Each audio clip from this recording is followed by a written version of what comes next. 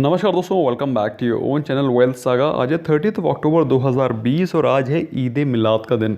ईद ए मिलाद का दिन प्रॉफिट मोहम्मद का बर्थडे सेलिब्रेट किया जाता है। तो आज हम लोग भी कुछ अच्छे प्रॉफिट को कमा करके आज के दिन को सेलिब्रेट करेंगे। और काफ़ी सारे सब्सक्राइबर्स का क्वेश्चन था कि सर आज मार्केट बंद है कि खुली है। तो मार्केट आज खुली है and let's celebrate Eid A Milad today. And market is looking very volatile again today. आज के दिन भी आपको SGX निफ्टी 21 पॉइंट्स डाउन दिखाई पड़ रहा है। अगर बात करें यूएस मार्केट की, तो यूएस मार्केट कल तेज़ी के साथ बंद हुई। अप्रॉक्सीमेटली 1.5% प्लस से ज़्यादा ऊपर क्लोज हुआ तेज़ी से। लेकिन एशियन मार्केट्स में आपको थोड़ा सा वीकनेस दिख रहा है। As you can very well see, there is nothing for me to explain. You can see कि पूरी एशियन मार्केट में आपको वीकनेस नज़र आ रही है। तो सिमिलर काइंड ऑफ इम्पैक्ट अपने इंडियन मार्केट्स में भी देख सकते हैं। इंडियन मार्केट्स में भी आपको कुछ वीकनेस दिखाई पड़ सकती है, जैसा कि कल के ट्रेडिंग सेशन में हुआ। कल के ट्रेडिंग सेशन में Sensex, Nifty bank, mid cap, small cap, सारे के सारे इंडाइसेस धाराशायी थे। मार्केट की ब्रेथ ओवरऑल काफ़ी नेगेटिव थी। उसके बारे में मैंने कल शाम को आपको एक्सप्लेन भी किया था। आई एम श्योर आपने उस वीडियो को देखा होगा इवनिंग रैप के। तो उसके पीछे रीजंस क्या थे वो भी सारे मैंने एक्सप्लेन किए थे। लेकिन इंपॉर्टेंट पॉइंट्स जो आज इंपैक्ट कर सकते हैं मार्केट को, विल कवर इट। चैनल को सब्सक्राइब नहीं किया, सब्सक्राइब करें, बेल आइकन को प्रेस करें ताकि आपको रेगुलर अपडेट्स मिलते रहें। Without wasting any further time, let's begin. सबसे पहले बात कल के टॉप गेनर्स। दोस्तों इस समय चल रहा है माहौल दीपावली का, आज भी ईद है। तो इस प्रकार से काफ़ी ज़्यादा सफाई सुथराई, पेंटिंग, काफ़ी दिनों से कोरोना वायरस के चक्कर में लोगों ने घर में कुछ कराया नहीं है। इसी के चलते दोस्तों कुछ स्टॉक्स जिनमें की काफ़ी तेज़ी नज़र आ रही है वो है कंस्ट्रक्शन एंड बिल्डिंग मटेरियल, जो कि हैं Asian Paints, Berger Paints, UltraTech, Pidilite. इस प्रकार के सिमिलर स्टॉक्स में आप तेज़ी देख रहे हैं। UltraTech cement, Shri cement, Asian paints और इनफैक्ट सीमेंट स्टॉक्स के तो रिजल्ट्स भी काफ़ी अच्छे आए थे और इस कारण आपको इसमें तेज़ी नज़र आ रही है। बात करें अदर स्टॉक्स में तो कोटक महिंद्रा बैंक में भी आपको कल तेज़ी नज़र आई। कल के जो टॉप लूजर्स थे लार्सन, मतलब समहाउ मार्केट को उसके रिजल्ट्स कैसे लगे I don't know, but I was considering कि लार्सन के results could have been a shade better. और इसी के चलते आप देख सकते हैं 5% के आसपास LNT टूटा भी।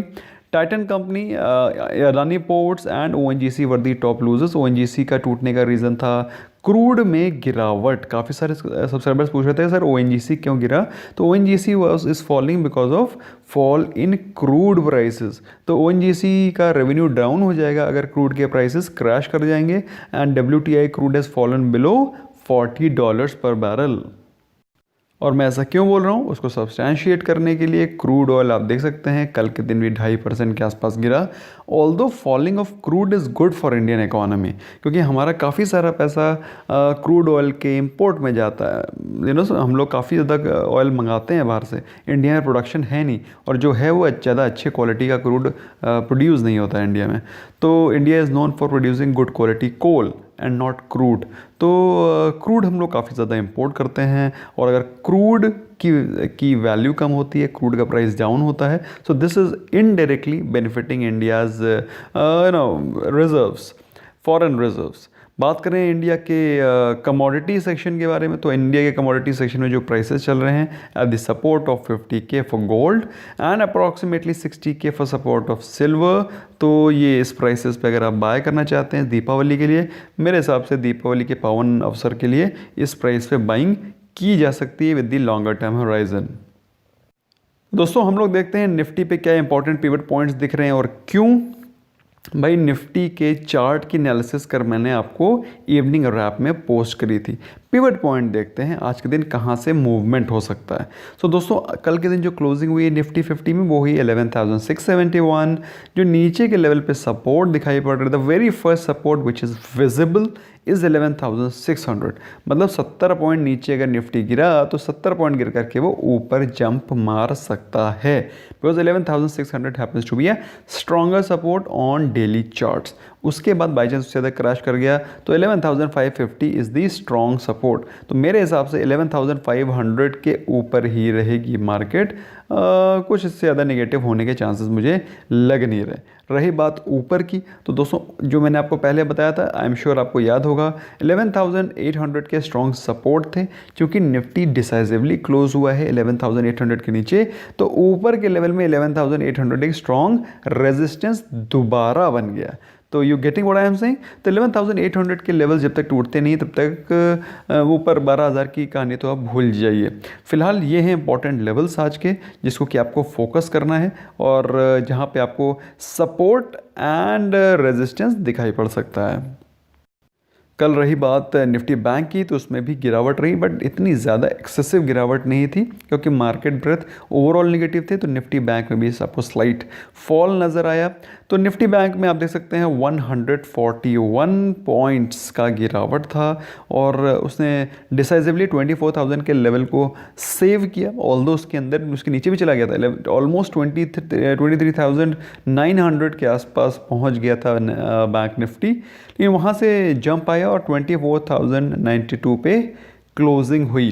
तो आज के दिन के जो रेजिस्टेंस नज़र आ रहे हैं आप देख सकते हैं 24,350, 24,600 आर दी स्ट्रॉन्ग रेजिस्टेंसेस, और जो नीचे सपोर्ट नज़र आ रहे हैं जो कल के दिन भी स्ट्रॉन्ग सपोर्ट, जैसे कि मैंने आपको बताया 23,900 पे बहुत तगड़ा सपोर्ट था।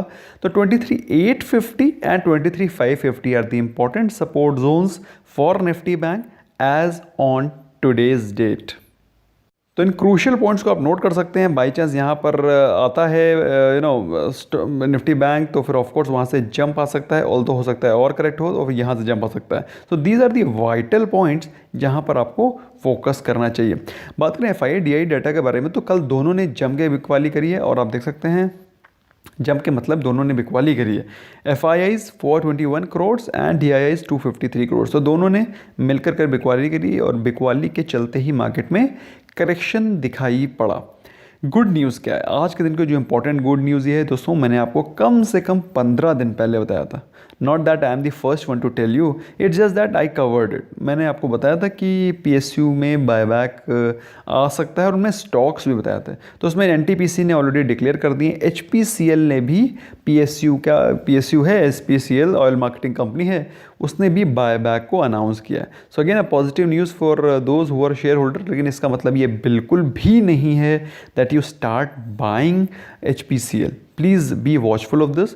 अगर आपके पास है you can participate, if you have not bought, अगर आपके पोर्टफोलियो में नहीं है तो I will not recommend you to buy HPCL just because of its buyback.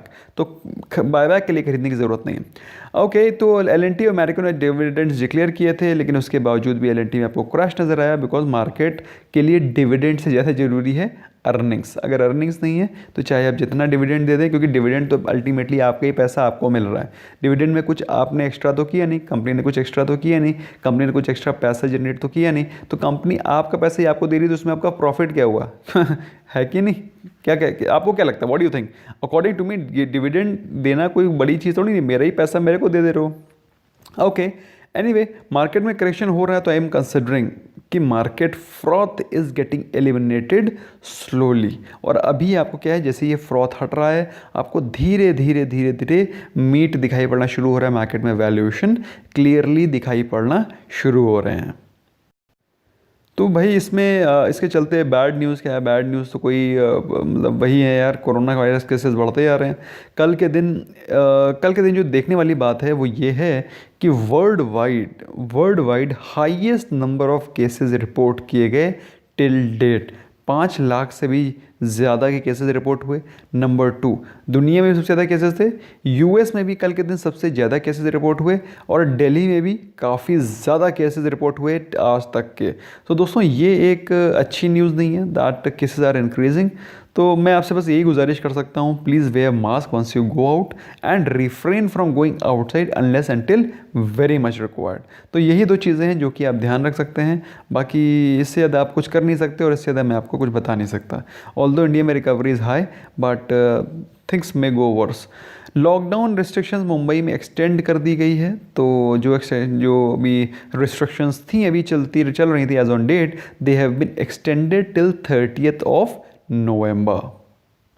आज के दिन जो इंपॉर्टेंट रिजल्ट हैं, आज पहले तो कल के दिन का देख लेते हैं। कल के दिन मैं आपको क्विक ओवरव्यू देता हूँ, इसके सारी डिटेल्स मैं आपको वेल्थ सागा टेलीग्राम चैनल पे पोस्ट कर दूंगा। You can go and join wealth saga Telegram channel. It is just for your for improving the horizon of your understanding and knowledge of stock markets. तो अगर आप join करते हैं तो you'll be benefited and you'll get a lot of information there also. बात करें आज के रिजल्ट्स की, आज के रिजल्ट्स में इंपॉर्टेंट हैं Reliance industries, IndusInd bank, Indian oil corporation, Dixon technologies. दोस्तों इससे बहुत तगड़ी एक्सपेक्टेशंस है मार्केट को अच्छे रिजल्ट्स की, और अगर अच्छे रिजल्ट्स पोस्ट नहीं किए तो फिर market can get angry and will give you beatings. तो ही Dixon has to be prepared.